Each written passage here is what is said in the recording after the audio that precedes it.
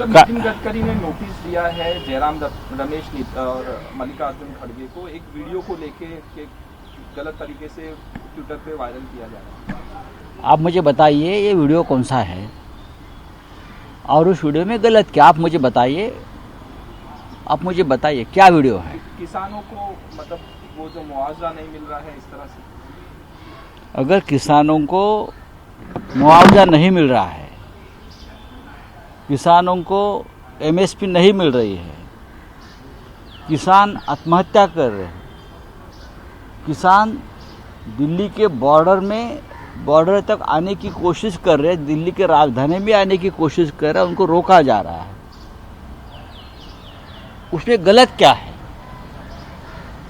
गलत क्या है? नितिन गडकरी जी एक बहुत ही अनुभवी नेता है, बहुत ही स्पष्ट वक्ता है।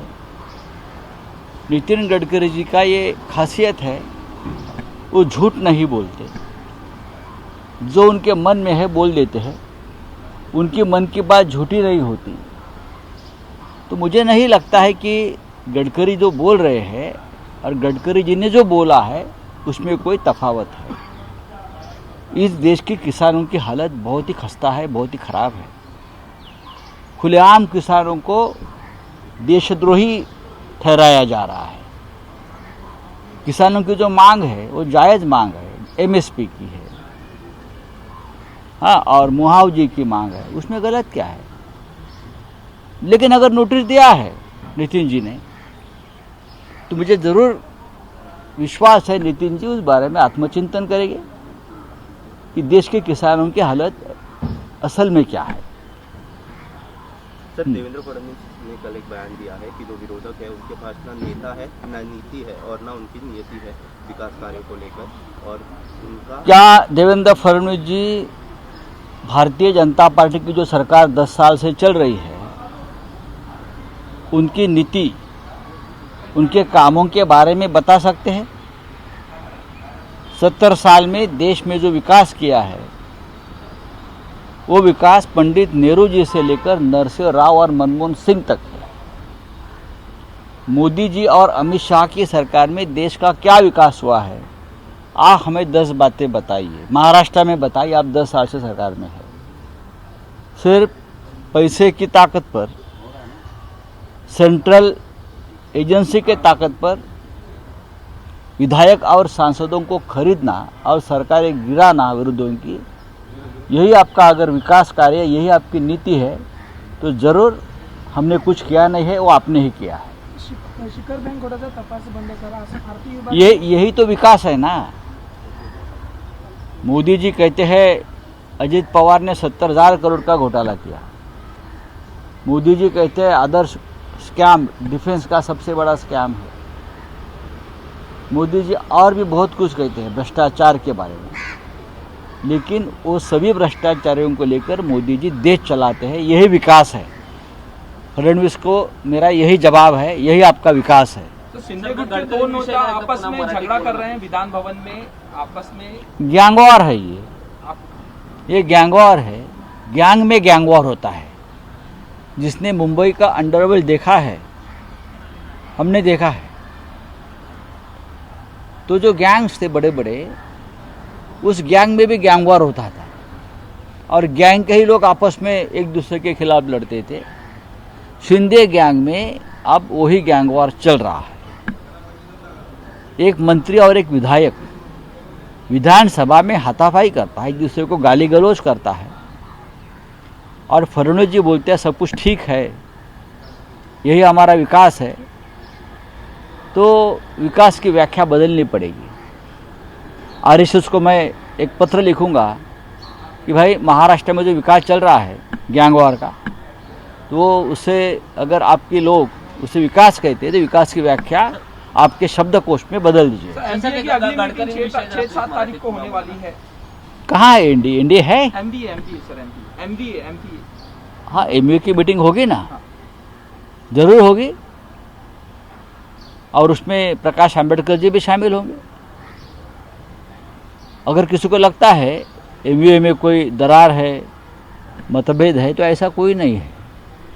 एमयू आगे जाएगा प्रकाश आंबेडकर जी के साथ, और इतने आगे जाएगा कि देश की परिवर्तन में प्रकाश आंबेडकर जी का बड़ा योगदान रहेगा. प्रकाश सर, कल आंबेडकर असं प्रकाश म्हणते की आंबेडकर का एक बयान पुन्हा आया है. मोदी आले तर प्रकाश पुन्हा आंबेडकर- मोदी आले तर घरावरती दाढी पडायला सुरुवात होतील असे प्रकाश आंबेडकर नागपूरमध्ये म्हणतात. बघा, प्रकाश आंबेडकर हे डॉक्टर आंबेडकरांचे नातू आहेत. ते लोकशाही आणि संविधानाचे रखवालदार आहेत, चौकीदार आहेत, प्रमुख चौकीदार आहेत. सध्या प्रकाश आंबेडकर यांनी जे विधान केलं आहे ते सत्य आहे.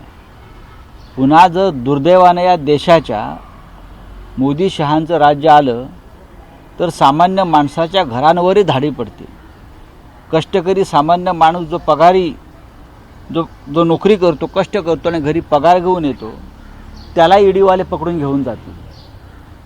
कष्टकऱ्यांना काही किंमत राहणार नाही, शेतकऱ्यांना काही किंमत राहणार नाही.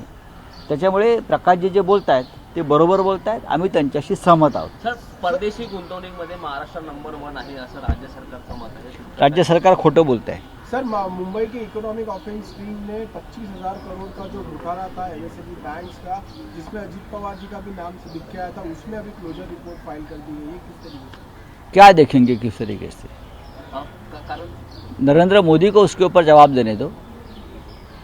70,000 करोड़ का सिंचन घोटाला, शिखर बैंक घोटाला, उस बारे में सबसे राष्ट्रीय स्तर पर जर आवाज़ उठाया था वो नरेंद्र मोदी जी ने उठाया था. और दूसरे दिन वही घोटालेबाज अजीत पवार को अपने पार्टी में लेकर डिप्टी सीएम बनाया.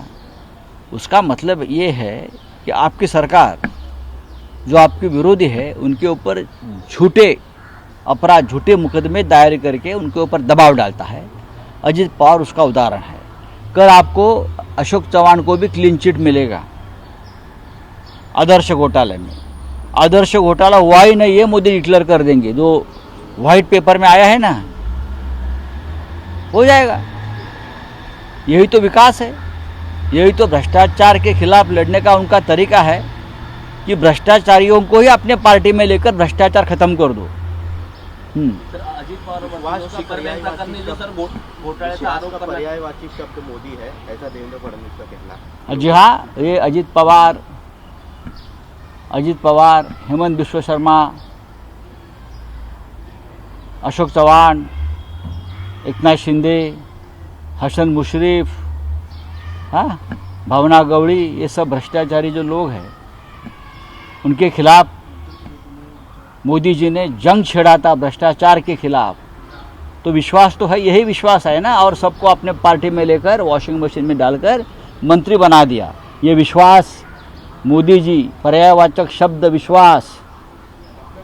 सर, अजित पवारांवरती जो 25,000 कोटीचा शिखर बँकेचा जो घोटाळ्याचं प्रकरण आहे त्यात ईओडब्ल्यूने तो क्लोजर रिपोर्ट सादर केला आहे. 2022ला ईओडब्ल्यूने तो 2020ला तिचा क्लोजर रिपोर्ट सादर केला होता आणि त्यानंतर आता पुन्हा बघा, याच्यावरती खरं म्हणजे हा प्रश्न देवेंद्र फडणवीस यांना विचारायला पाहिजे. ते या राज्याचे गृहमंत्री आहेत. देवेंद्र फडणवीस या 70,000 घोटाळा कोटीचा, 70,000 कोटीचा सिंचन घोटाळा, 25,000 कोटीचा शिखर बँक घोटाळा, बरोबर ना. ह्याच्यावर देवेंद्र फडणवीस यांनी उत्तर द्यायला पाहिजे. देवेंद्र फडणवीस यांची जीभ अडखळत असेल यावर उत्तर देण्यासाठी तर हा प्रश्न तुम्ही जे.पी. नड्डा यांना विचारला पाहिजे. जे.पी. नड्डा यांना या प्रश्नाचं उत्तर येत नसेल तर हा प्रश्न तुम्ही देशाचे गृहमंत्री अमित शहा यांना विचारायला पाहिजे. आणि अमित शहासुद्धा उत्तर देऊ शकले नाही तर तुम्ही हा प्रश्नाचं उत्तर तुम्ही नरेंद्र मोदी, ज्याने भ्रष्टाचार सहन करणार नाही, भ्रष्टाचारांच्या मांडीला लावून बसणार नाही, भ्रष्टाचार खतम करू ही मोदी गॅरंटी, असं ज्या वल्गना करत होते त्या मोदीजींना विचारलं पाहिजे. या लोकांवर तुम्ही भ्रष्टाचाराचे आरोप केलेत. देवेंद्र फडणवीस अजित पवारांना चक्की पिसिंग हा चक्की पिसाला पाठवणार होतात ना नवाब मलिक यांच्या बाजूला. आज हे दोन्ही लोक तुमच्याबरोबर आहे.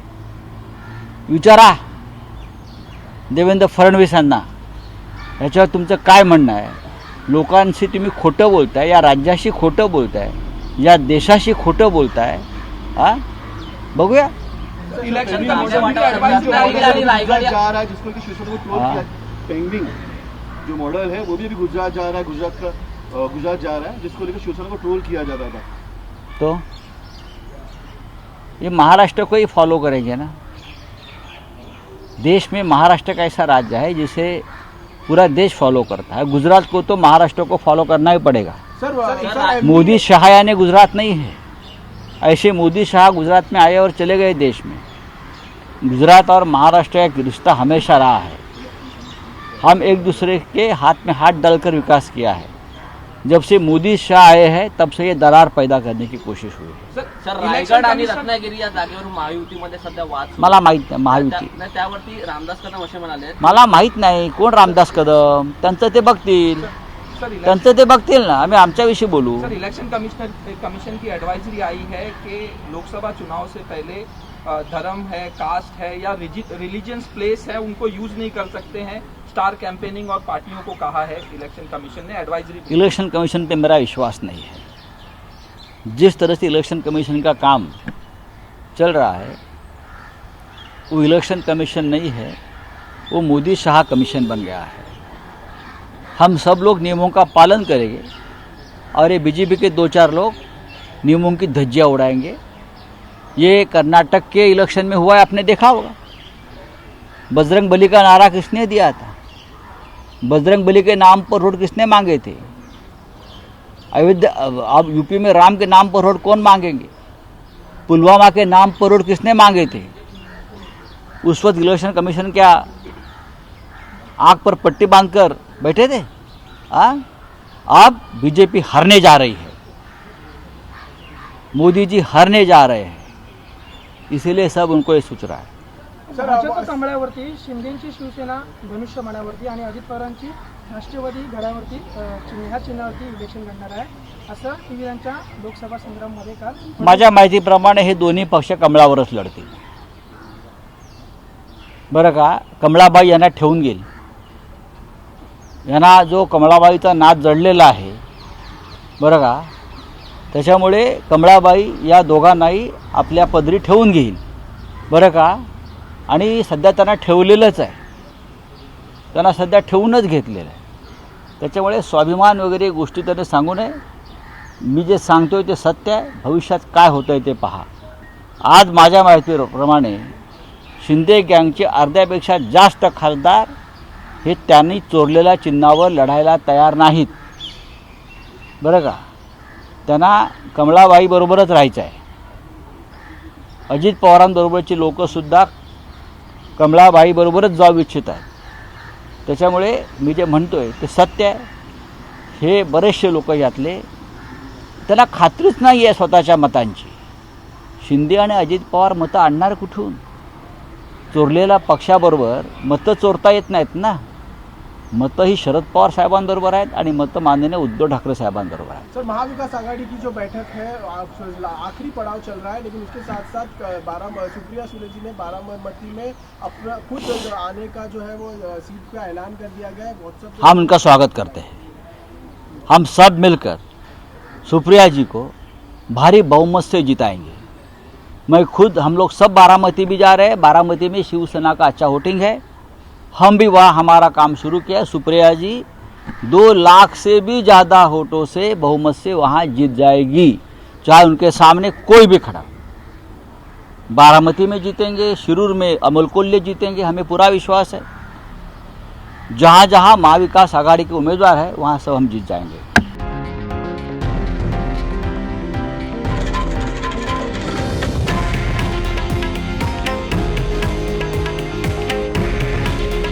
हे आहे देशातील नंबर 1 न्यूज नेटवर्क आणि आपण पाहत आहात TV9 मराठी।